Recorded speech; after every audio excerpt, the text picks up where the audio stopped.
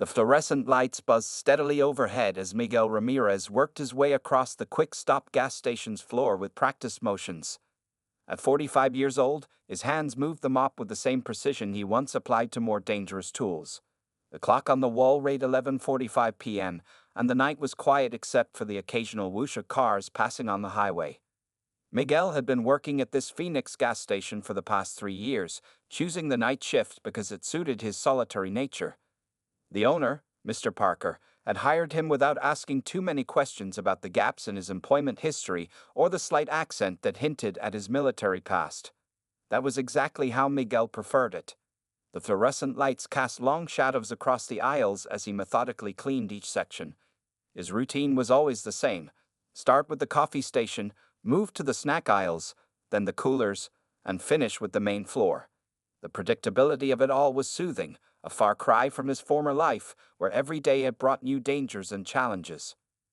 Tonight, like every night, he wore his dark blue janitor's uniform with the name patch that simply read Miguel. His salt and pepper hair was neatly trimmed, and his face clean-shaven. Nothing about his appearance suggested that he had once been known as the Ghost in Special Forces, or that he could disable an armed opponent in seconds. The few customers who came in during his shift saw only a quiet, middle-aged janitor who nodded politely and kept the floors spotless. As midnight approached, the last regular customer of the night, Mrs. Henderson from the apartment complex down the street, came in for her usual purchase of cat food and decaf coffee.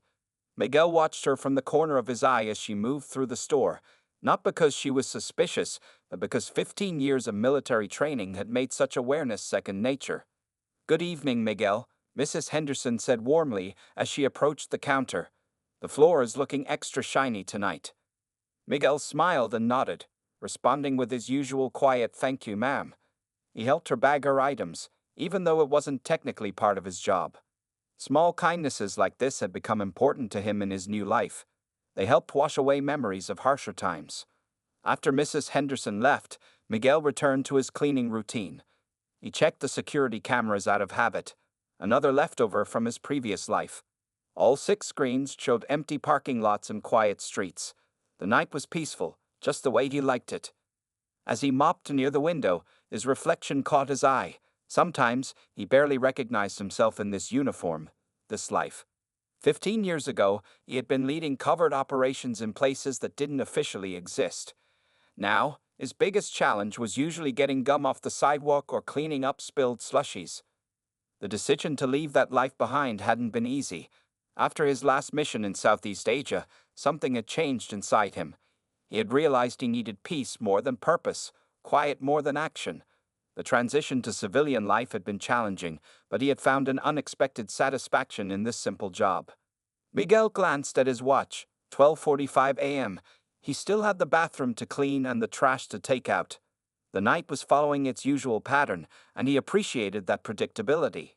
Each sweep of the mop was like a meditation, helping to keep the memories of his past life at bay. The soft hum of the refrigerators and the steady rhythm of his mopping created a peaceful atmosphere in the store. Outside, the desert night was cool and clear, with stars visible despite the city lights. Miguel allowed himself a small smile as he worked. This wasn't the life anyone would have predicted for him 15 years ago, but it was the life he had chosen. As he wheeled his mop bucket toward the bathroom, he heard the distant rumble of motorcycles. The sound grew louder, breaking the quiet of the night. Miguel paused for a moment, his trained senses automatically assessing the approaching noise. Multiple bikes, moving fast, heading this way. He didn't know it yet, but his peaceful night was about to become much more interesting. The skills he had tried to leave behind were about to become very relevant once again. But for now, he was just Miguel the janitor, pushing his mop bucket across the clean floor of a quiet gas station, another ordinary night worker in a city full of them. At least, that's what he appeared to be. The roar of motorcycle engines grew louder until it seemed to shake the glass windows of the quick stop. Miguel continued his work, appearing focused on cleaning the bathroom door handle, but his trained senses were already cataloging details. 5 distinct engine sounds. Heavy bikes, probably Harleys. The irregular rhythm of the engines suggested the riders were showing off, revving unnecessarily. At exactly 1:03 a.m., 5 motorcycles pulled into the gas station parking lot, their headlights cutting bright beams through the night.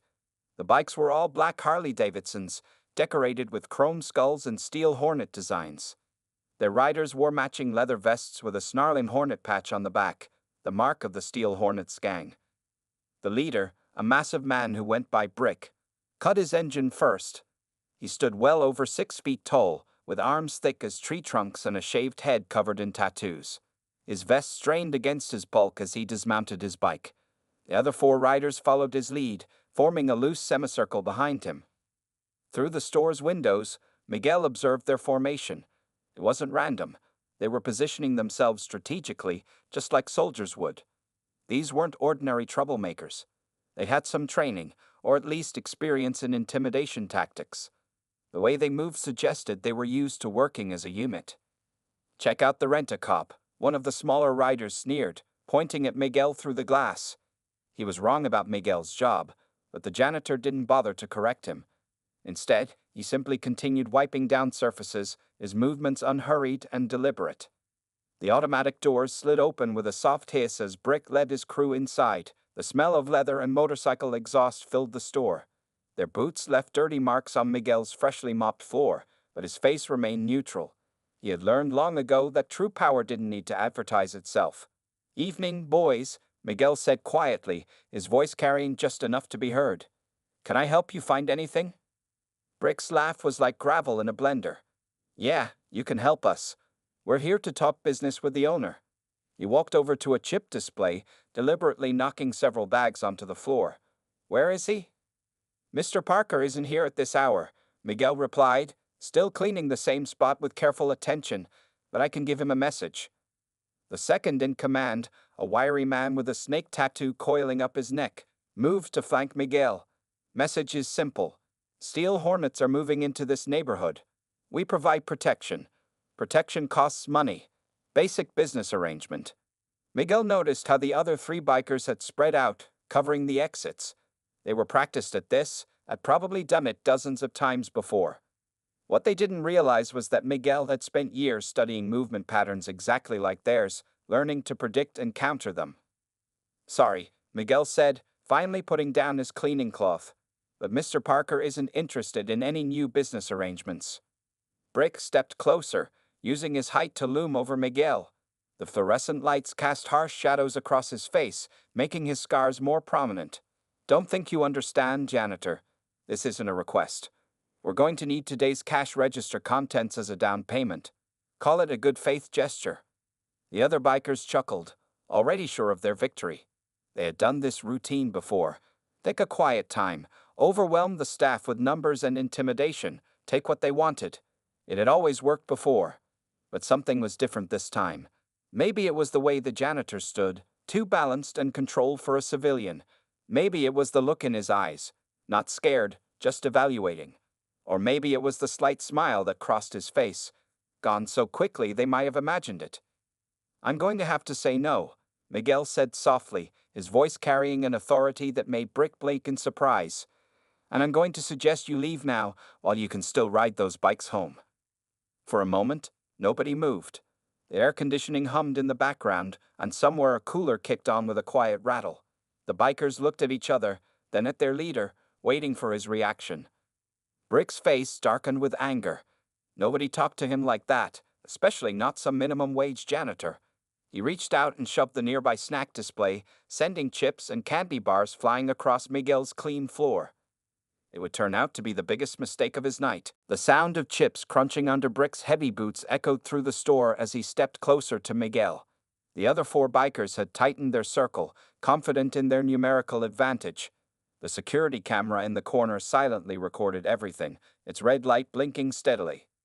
"Listen here, old man," Brick growled, jabbing a thick finger into Miguel's chest.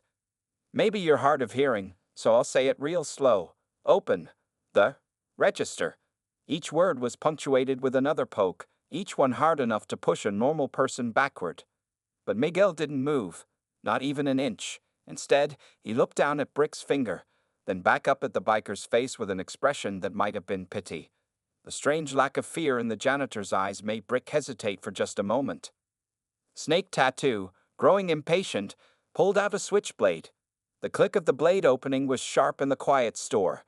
"Boss, Let me show this cleaning lady how serious we are. He twirled the knife with practiced skill, but Miguel noticed the slight tremor in his wrists that betrayed his nervousness. Two of the other bikers moved toward the register, their boots leaving dirty streaks across the floor. The fourth one stayed by the door, watching the parking lot. They had done this enough times to have a system. Last chance, Miguel said quietly, his voice carrying no anger, just certainty. Walk away now, and we'll forget this happened.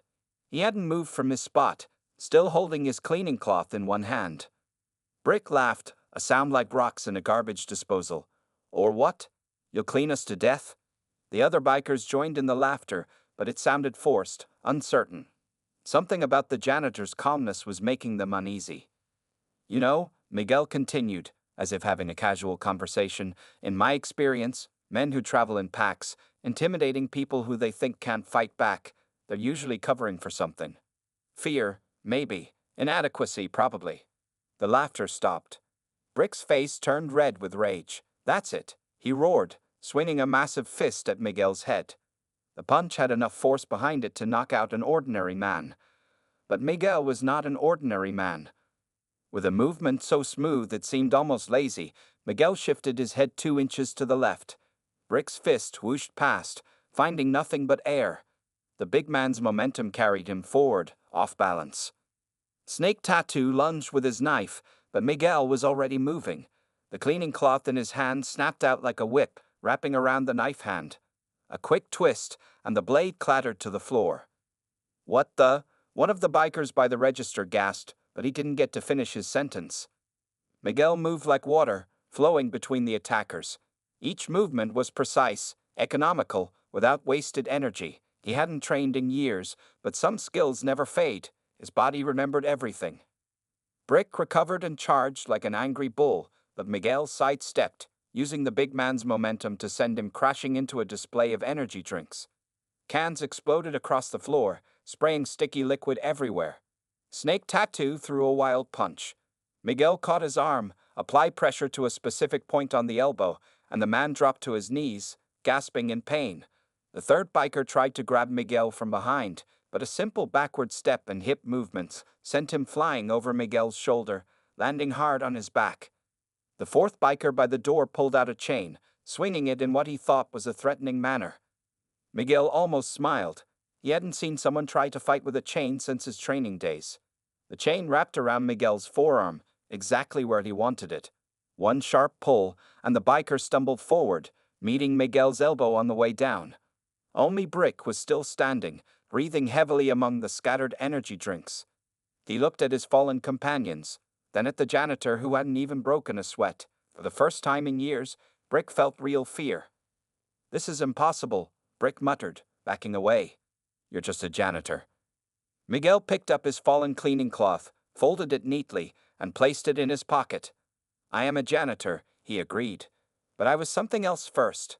His voice was still calm, still quiet, but now it carried an edge that made Brick's skin crawl. The confrontation had lasted less than a minute, but the quick stop would never be the same. Brick stood among the scattered cans and snacks, his confidence shattered like the displays around him. The other four bikers were slowly getting to their feet, groaning and holding various parts of their bodies. Snake Tattoo's arm still hung limp at his side, and the biker who had wielded the chain was spitting blood from a split lip. "Now," Miguel said, his voice remaining eerily calm, "we're going to have a little talk about respect." He moved to the security camera's control panel and pressed a few buttons. The red recording light blinked off. What he was about to say didn't need to be on record. The fluorescent lights hummed overhead as Miguel walked back to the center of the store. He moved with the fluid grace of a predator, each step deliberate and measured. The bikers unconsciously backed away, forming a loose semicircle away from him. 15 years ago, Miguel began, picking up a fallen energy drink can and placing it carefully back on a shelf. "I used to train special operations teams. One of our exercises involved teaching soldiers how to deal with civilian threats without causing permanent damage."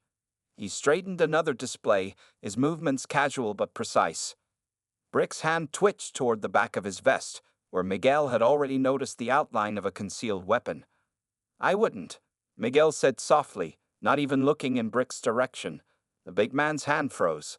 What you're thinking about reaching for, that would change this from a teaching moment into something much more serious. The biker by the door tried to inch toward the exit, but Miguel's voice stopped him. Stay, you'll want to hear this. The man froze in place, sweat visible on his forehead despite the cool air conditioning. The human body, Miguel continued, now straightening the chip display, has 715 major pressure points.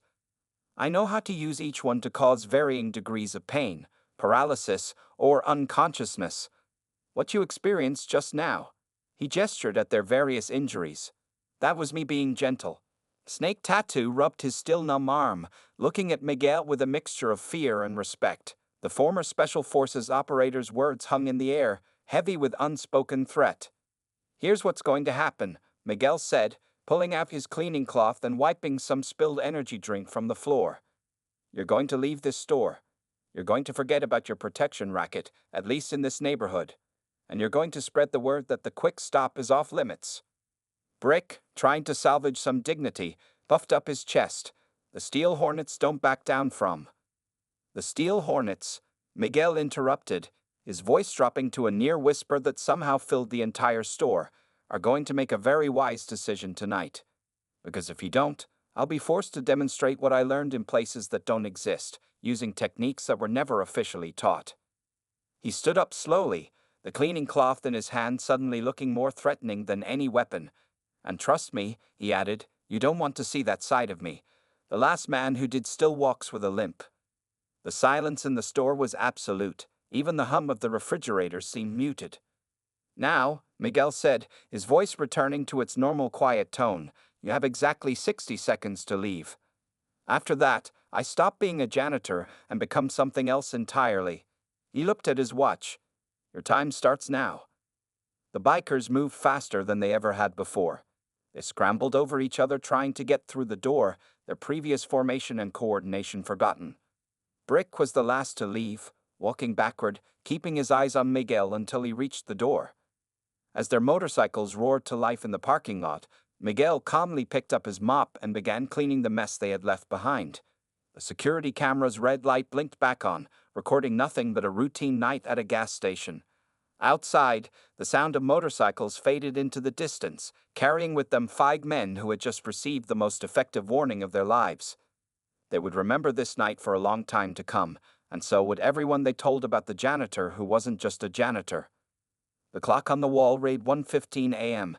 Miguel had a lot of cleaning to do before his shift ended. The roar of motorcycles had barely faded when Miguel heard new engines approaching.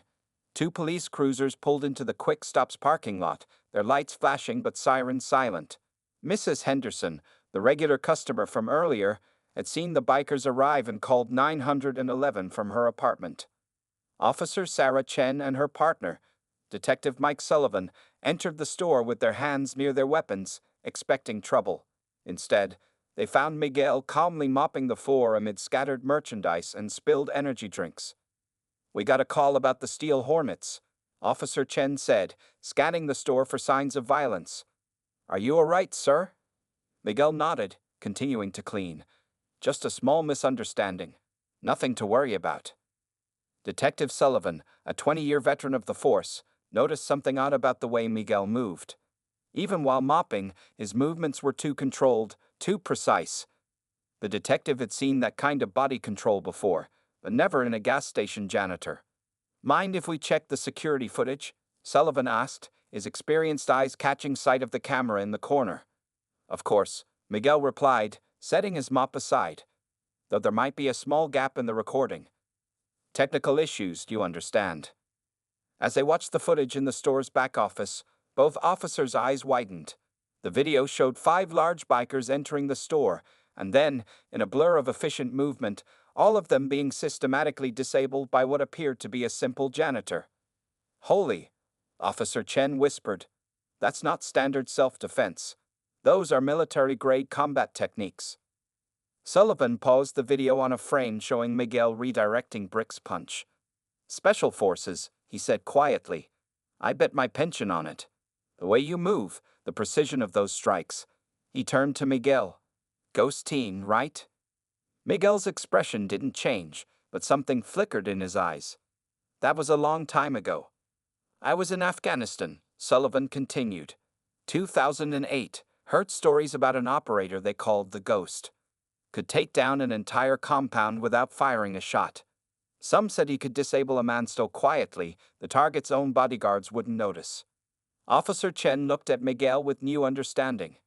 You're him? The Ghost? That person doesn't exist anymore, Miguel said softly, straightening some papers on the desk. Now I'm just a janitor who keeps his floor clean and his store safe. The Steel Hornets have been terrorizing local businesses for months, Chen said. We haven't been able to pin anything on them. No victims will testify. They won't be a problem in this neighborhood anymore, Miguel assured them. We had a productive discussion about their future business ventures. Sullivan nodded slowly. I suppose we didn't see anything on this footage that would warrant an arrest. Just a citizen defending himself against some rowdy customers. Exactly, Miguel agreed.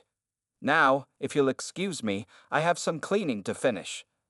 As they walked back into the main store, Officer Chen couldn't help asking, why this? Why work as a janitor when you could do anything? Miguel picked up his mop again, considering the question.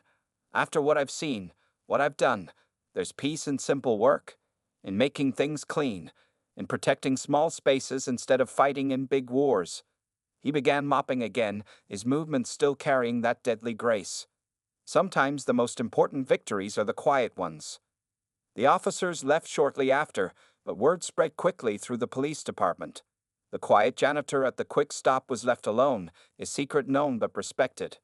Local cops began stopping by more frequently for coffee, nodding respectfully to Miguel as he worked. The security footage of that night became something of a legend in the department. Young officers would watch it during training, studying how one man could so efficiently neutralize 5 attackers without causing serious injury. But no one ever officially acknowledged what they'd seen. And Miguel? He continued his nightly routine, keeping the floors clean and the store safe. If customers noticed that troublemakers seemed to avoid the quick stop, or that the local crime rate had mysteriously dropped, they didn't mention it. The Ghost had found his peace in the quiet hours of the night shift, protecting his small corner of the world one clean floor at a time, and that was all that mattered to him. 2 days after the incident at the quick stop, Miguel arrived for his usual night shift to find something unusual. Brick was waiting in the parking lot alone. The massive biker wasn't on his motorcycle this time. Instead, he sat in a beat-up pickup truck, looking decidedly uncomfortable. Miguel parked his old Honda Civic and walked toward the store, his movements relaxed but ready. He noticed Brick's hands were visible on the steering wheel, a deliberate gesture of peace. Mind if we talk? Brick called out, his voice lacking its previous aggression. No trouble, just talk. Miguel studied him for a moment, then nodded toward the store's front. They walked inside together, an unlikely pair, the giant biker and the unassuming janitor. The fluorescent lights cast strange shadows as they moved to the coffee station. Coffee? Miguel offered, already pouring 2 cups. It's fresh, just made it. Brick accepted the cup with hands that showed old boxer's fractures. I've been doing some checking, he said quietly, staring into the black liquid. About you. About who you were. Miguel continued his opening routine, wiping down counters as he listened. And what did you find? Enough to know I should be thanking whatever angels are watching over me, Brick replied, his voice heavy with realization. The things they say you did. The missions. He trailed off, shaking his head. That was another life, Miguel said simply, moving to check the coffee filters. Yeah, well, it made me think about my life, Brick continued. 20 years running with the Hornets, thinking we were tough guys. Then you took us apart like we were children. Didn't even hurt us bad, just showed us how wrong we were. Miguel stopped wiping and looked at Brick directly. And I'm done, Brick said, setting down his coffee cup. Called a meeting yesterday. Told the boys we're changing things. No more protection rackets, no more shaking down businesses. He laughed softly. Some of them weren't happy, but after I showed them the bruises you gave me, they came around.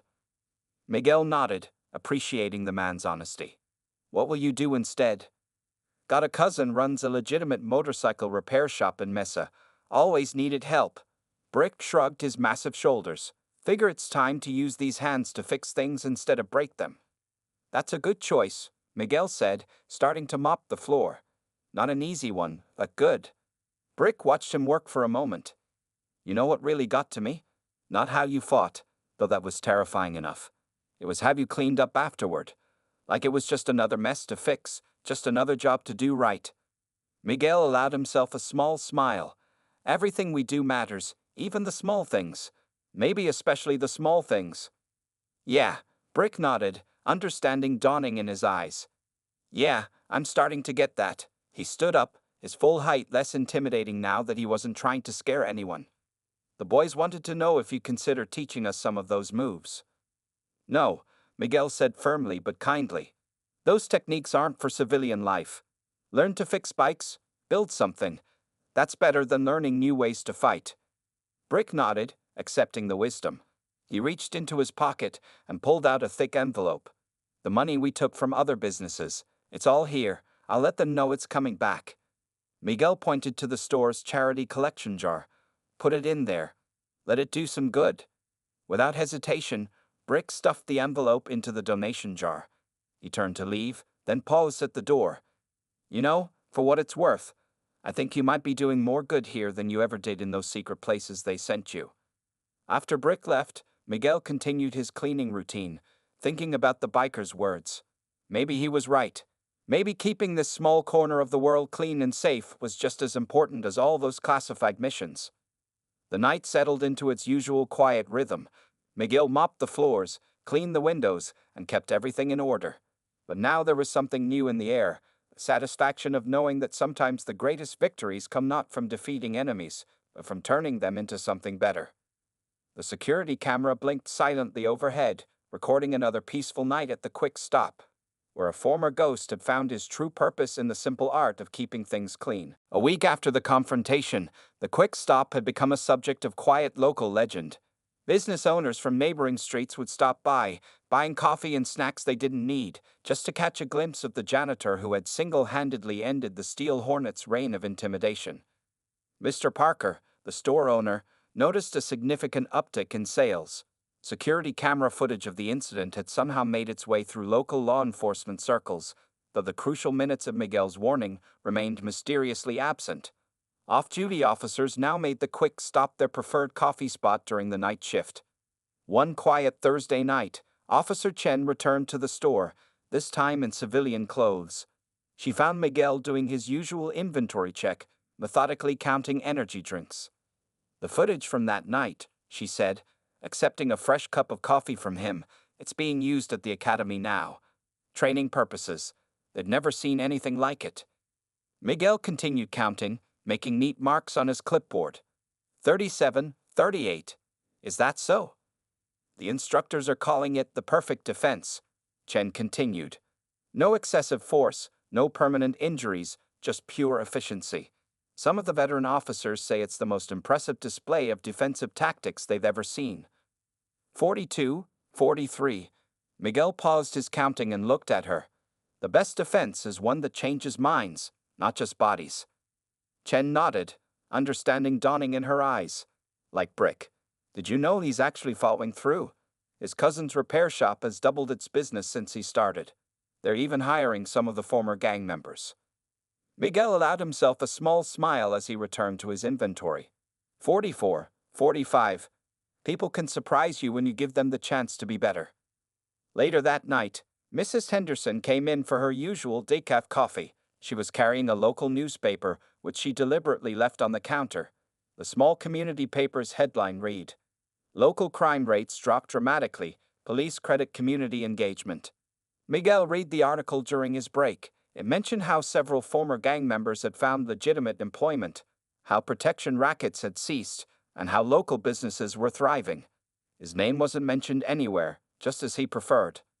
Around 2 a.m., a group of young motorcyclists pulled into the parking lot. Miguel watched through the window as they carefully parked their bikes, removed their helmets, and respectfully wiped their feet before entering. They were new riders, not associated with any gang, but they had heard the stories. "Excuse me, sir," one of them said to Miguel. "We heard this was a safe place to stop at night. That someone here looks out for people." Miguel nodded, already brewing a fresh pot of coffee. The Quick Stop is always open to respectful customers. The riders bought their snacks and drinks, cleaned up after themselves, and left with polite waves. As Miguel watched them ride away, he reflected on how small actions could create ripples of change. The next morning, just before his shift ended, Detective Sullivan stopped by. He was carrying a thick folder. "Thought you might want to know," Sullivan said, sipping his coffee. "We've had 6 other gangs in the metro area suddenly decide to go straight. Word's spreading about what happened here. Nobody wants to be the next group to meet the janitor." Miguel continued mopping, hiding his satisfaction. "Sounds like good news for the city." "It is," Sullivan agreed. "You know, in all my years on the force, I've never seen anything quite like this. You didn't just stop them, you changed them, without throwing a single punch that wasn't necessary." As the sun rose, Miguel finished his shift, leaving the store spotless as always. The morning crew arrived to find everything in perfect order, floors gleaming, shelves stocked, and coffee fresh. In the following weeks, the Quick Stop became known as the safest convenience store in Phoenix. Crime in the surrounding neighborhoods dropped to record lows. Local business owners started sleeping better at night, knowing that somewhere in the darkness, a quiet janitor was keeping watch. And Miguel?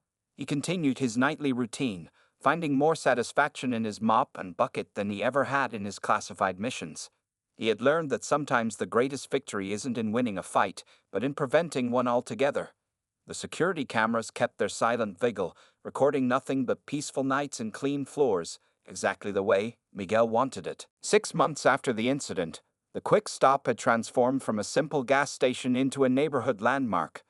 Local residents no longer saw it as just another convenience store. It had become a symbol of positive change in the community. One particularly quiet night, Miguel was arranging the magazine rack when Mr. Parker came in unexpectedly during the night shift. The store owner, usually only present during daylight hours, carried a small box under his arm. "Miguel," Mr. Parker said, setting the box on the counter. "Got something to show you." He opened it and pulled out a framed certificate. The City Council's Community Safety Award. They're giving it to the Quick Stop next week. Miguel glanced at the certificate, then returned to straightening magazines. "That's good for business." "They want you to accept it," Mr. Parker continued. "The ceremony's next Thursday morning." "I prefer to stay out of the spotlight," Miguel replied softly.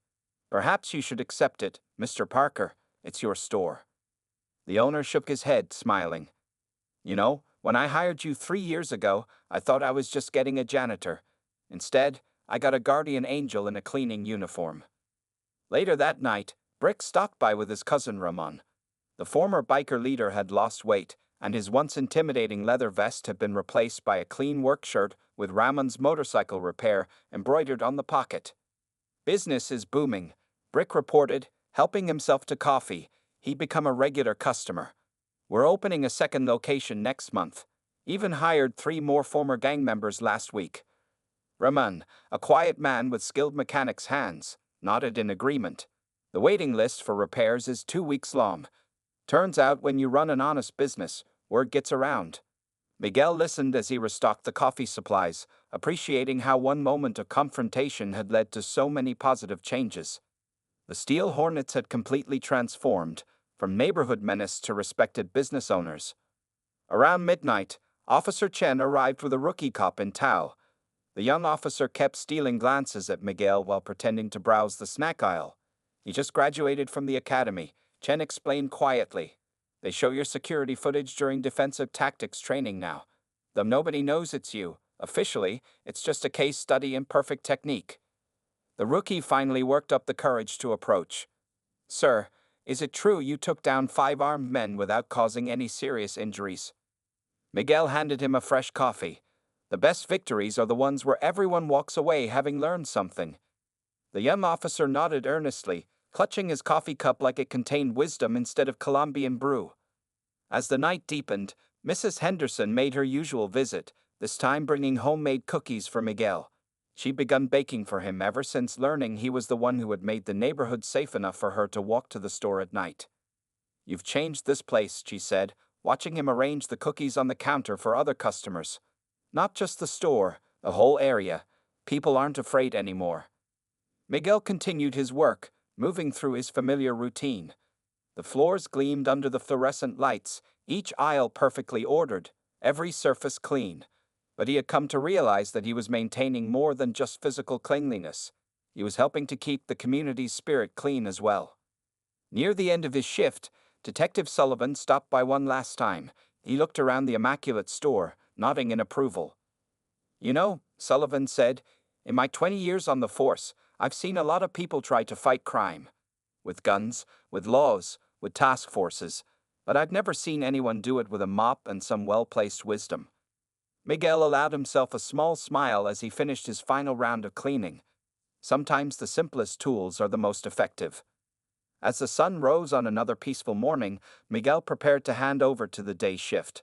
The store gleamed, as it always did after his watch, but his real legacy wasn't in the clean floors or organized shelves. It was in the transformed lives, the safer streets, and the renewed sense of community. He had proven that true strength isn't always about fighting.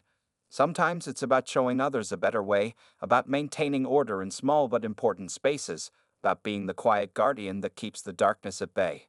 And for Miguel, that was more satisfying than any classified mission had ever been.